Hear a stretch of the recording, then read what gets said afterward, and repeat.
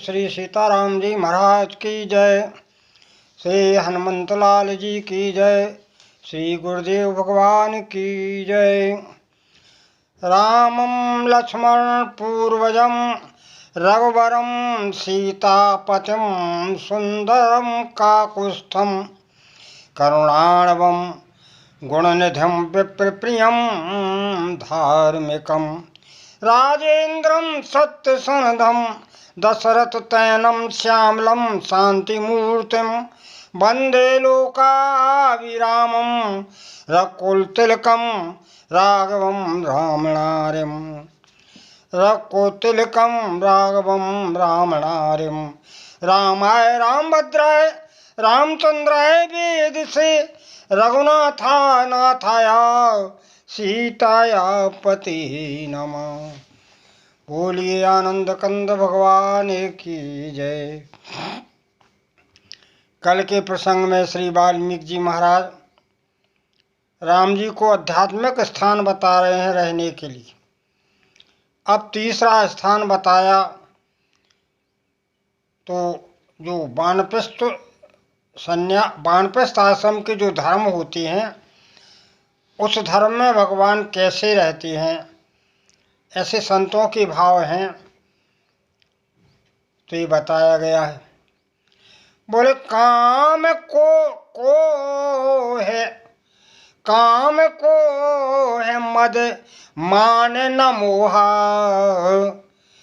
लोभ न क्षोभ न राग न द्रोहा। वो जिनके कपट दम्भ नहीं माया, जिनके कपट दम्भ नहीं माया, वो तिनके हृदय बसाओ रघुराया।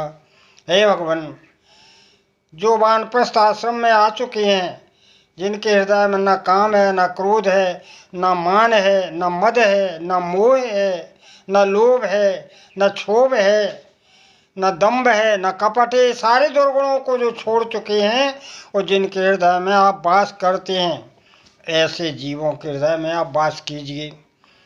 और सबके प्रिय सबके हितकारी, दुख सुख सर से प्रशंसागारी।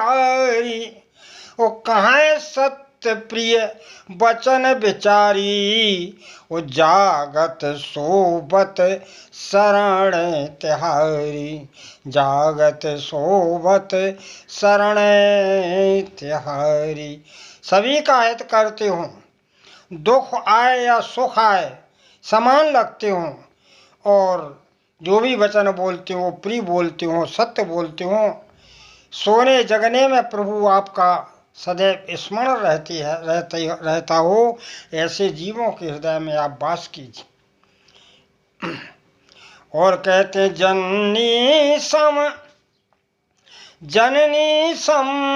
जानई पर नारी, वो धन पराओ बिसते बिस भारी। हर सई पर संपत्ति देखी, वो दुखित हुए पर विपत्ति बिसेखी। वो जिनय राम तुम प्राण प्यारे, वो तिनके मन शुभ सदन तुम्हारे, तिनके मन शुभ सदन तुम्हारे।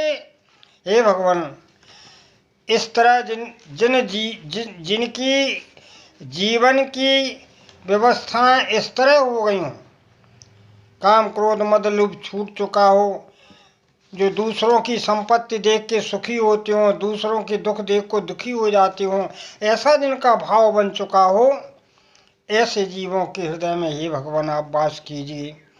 बोले स्वामी सखा पितु मातु गुर, जिनके सब तुम तात, ओ मन मंदिर तिनके बसाओ सिय सहते दूरात।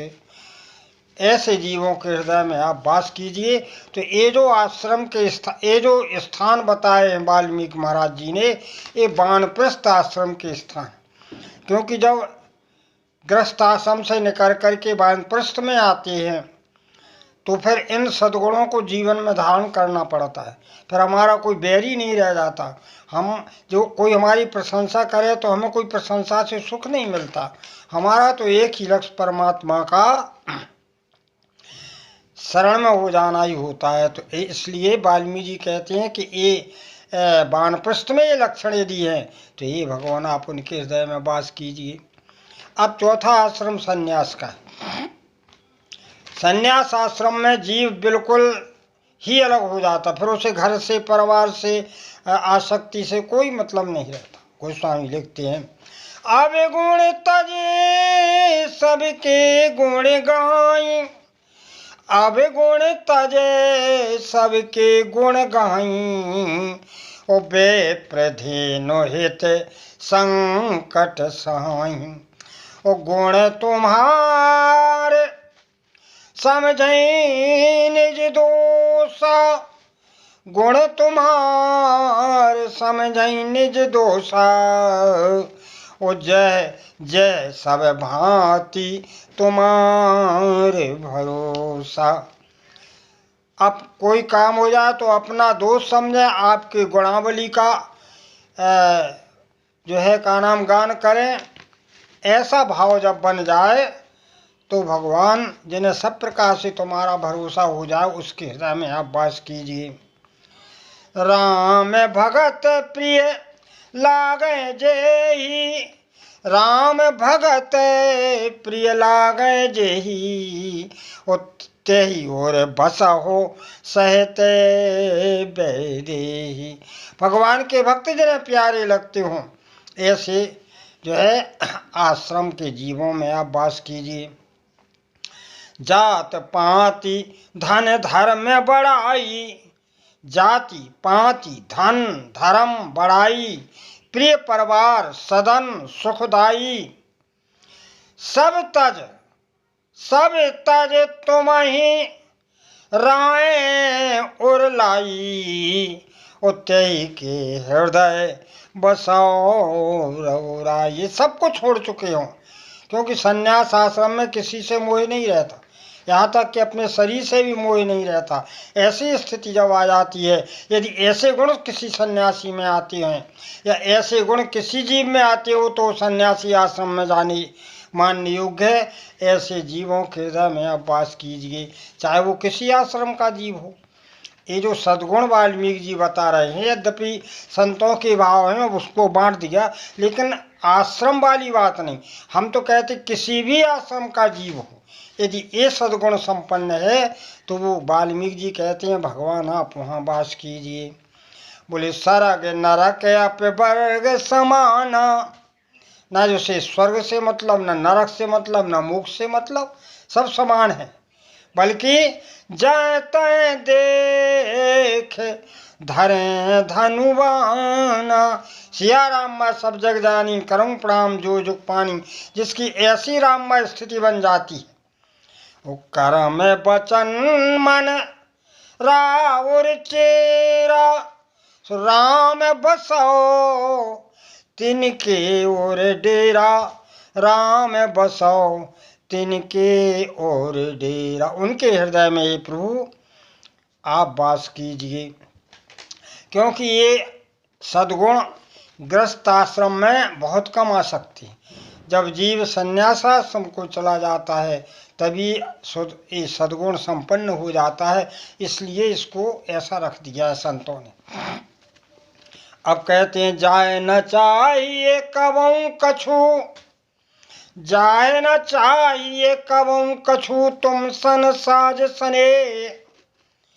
एक संत ने पूछा कि महाराज आपने, वाल्मीकि जी से पूछा कि आपने जो स्थान बताए हैं राम जी को रहने के लिए, ये तो स्थायी स्थान है क्या? मान लो यदि वो इन गुणों का पालन नहीं करता है तो भगवान वहाँ से हटाएंगे। तो आप तो ऐसा एक स्थायी स्थान बताओ जहाँ से परमात्मा कभी आवे ही ना, वहीं स्थिर होके रहें। तो वो स्थान ये बता रहे हैं।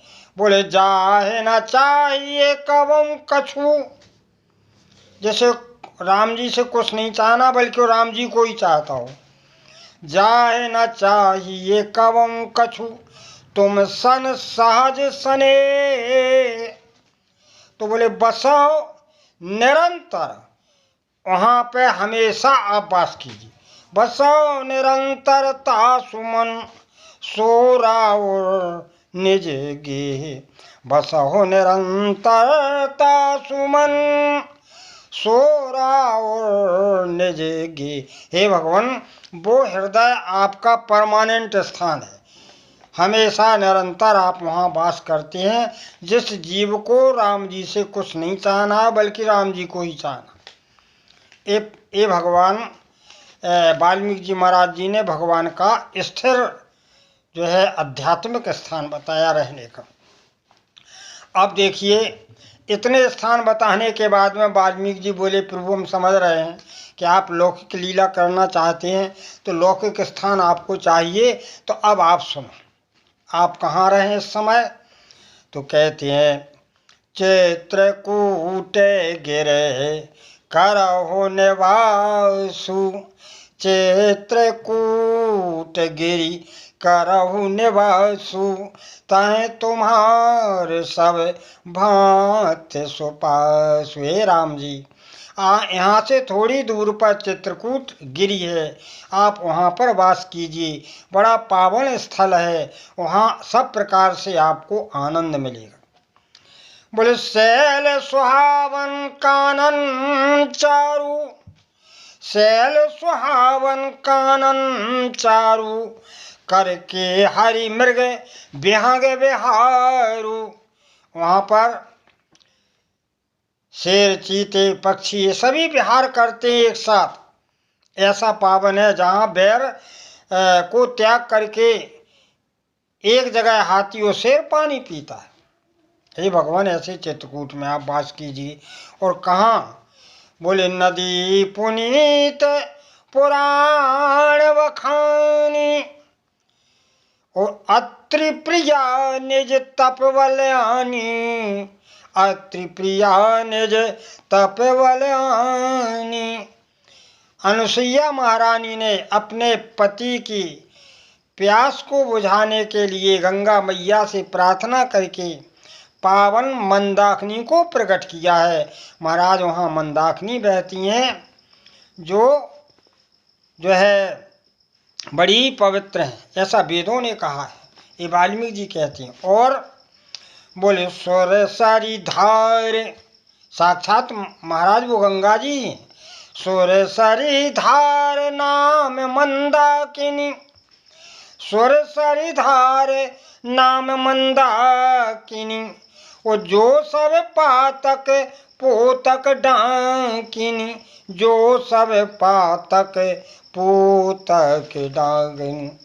महाराज, वो जो अत्रि महारानी अपनी साधना से प्रकट किया है, वो मानो गंगा जी स्वयं है, जो मंदाकिनी के नाम से मंद मंद जो है कलकल करती हुई बह रही हैं, और जो समस्त पापों को नष्ट करने के लिए डांकनी के समान, माने सारे पाप जिनके इस दर्शन मात्र से जो है नष्ट हो जाते हैं। हे भगवान, ऐसे पावन तीर्थ चित्रकूट में आप वास कीजिए। और कहते हैं वहाँ बड़े बड़े महात्मा रहते हैं। अत्रि आदि मुनिवर बहु बसहीं, अत्रि आदि मुनिवर बहु बसहीं, ओ करहीं जोग जप तप तन कसहीं, करहीं जोग जप तप तन कसहीं। अपनी तन की कसौटी पर, साधना पर जप योग करते हैं बड़े बड़े अत्रि जैसे महात्मा महाराज उस मंदाकिनी के पावन तट पर निवास करते हैं। इसलिए आप जाकर के उनके आश्रम पर उनकी अपने दर्शन दे के उनके नेत्रों को सफल करो, उनकी साधना को सफल करो भगवान। और इस पावन चित्रकूट में आप लौकिक लीलाएं करते हुए विचरण करो।